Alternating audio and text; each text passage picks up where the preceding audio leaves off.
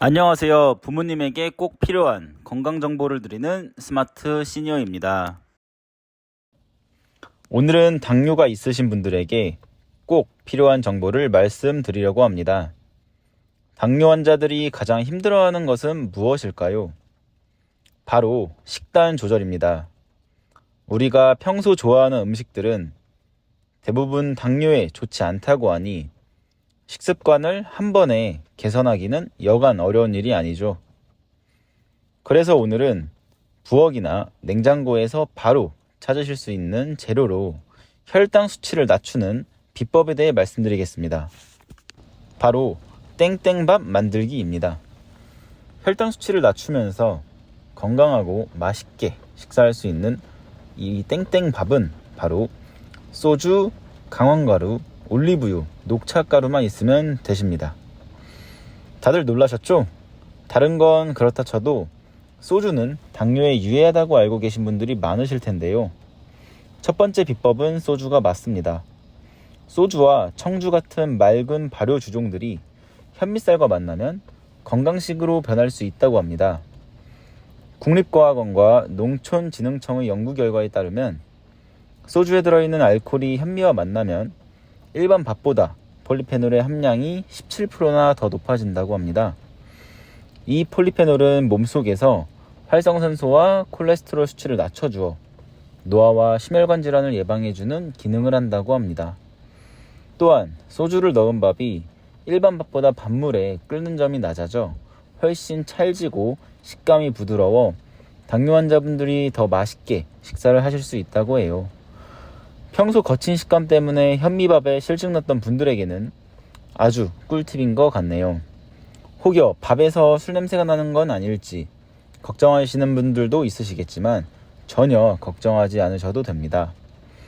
평소 해물찜이나 보쌈 같은 음식들은 비린내를 잡기 위해 알코올을 넣고 조리하지만 알코올 향을 맡아보신 적은 없으실 겁니다. 이처럼 조리하는 과정에서 알코올 향은 전부 날아가기 때문에 술밥이지만 일반 밥과 전혀 차이가 나지 않아 안심하고 드시면 되겠습니다. 그렇다면 술밥은 어떻게 짓는 걸까요? 아주 간단합니다.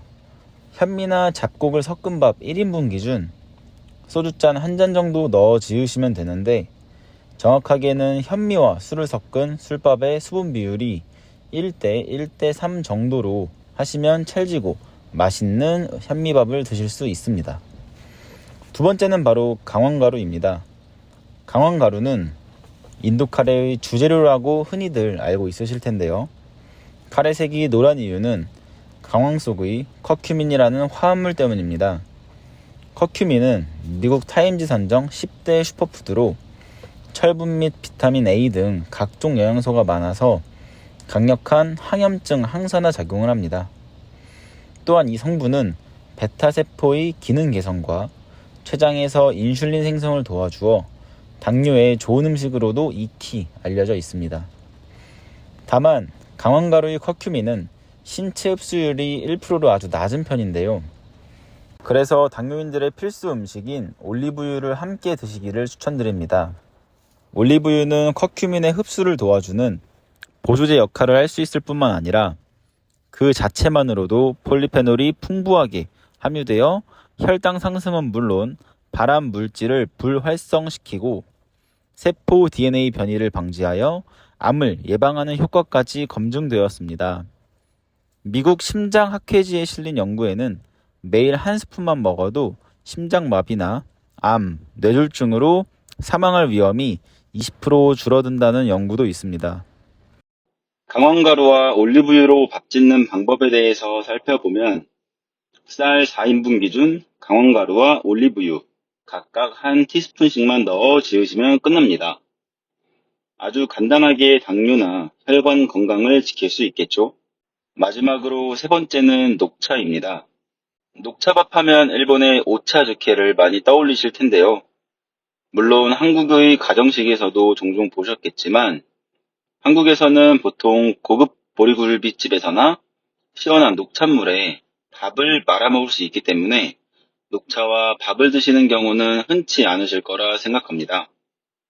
하지만 녹차는 타임지가 선정한 세계 10대 슈퍼푸드로 일본에선 이미 오차즈케라는 녹차밥을 먹고 있고 미국과 영국 등에서도 인기가 높다고 합니다. 녹차에 다량 함유된 카테킨은 폴리페놀성 화합물로 건강에 많은 도움이 되는 성분입니다.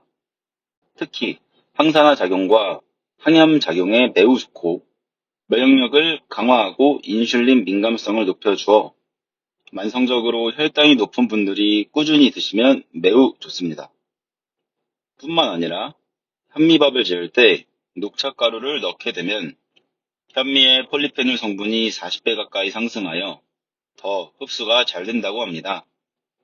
앞서 설명드린 효능 외에도 폴리페놀은 우리 몸에서 암세포 억제, 심혈관 건강 증진, 치매 예방 등을 돕습니다. 그렇다면 녹차밥은 어떻게 짓는 걸까요? 일단 일반 가정집에서는 녹차가루 혹은 녹차 티백을 많이 드시고 계실 텐데요.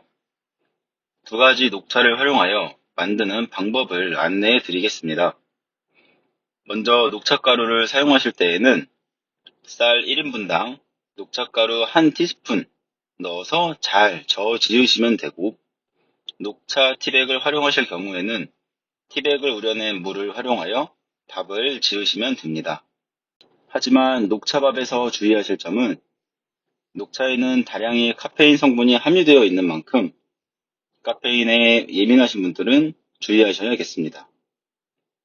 이렇게 오늘은 술, 강황가루, 올리브유, 녹차가루를 활용하여 당뇨와 혈관 건강에 도움을 주는 밥 짓는 방법과 효능을 알아봤는데요. 한국인의 힘은 밥심에서 나온다는 말이 있을 정도로 밥은 무엇보다 중요하니 오늘 알려드린 간단한 방법으로 누구든 손쉽고 맛있게 건강한 밥 지어 드시길 바랍니다. 영상이 도움이 되셨다면 구독과 좋아요 부탁드립니다.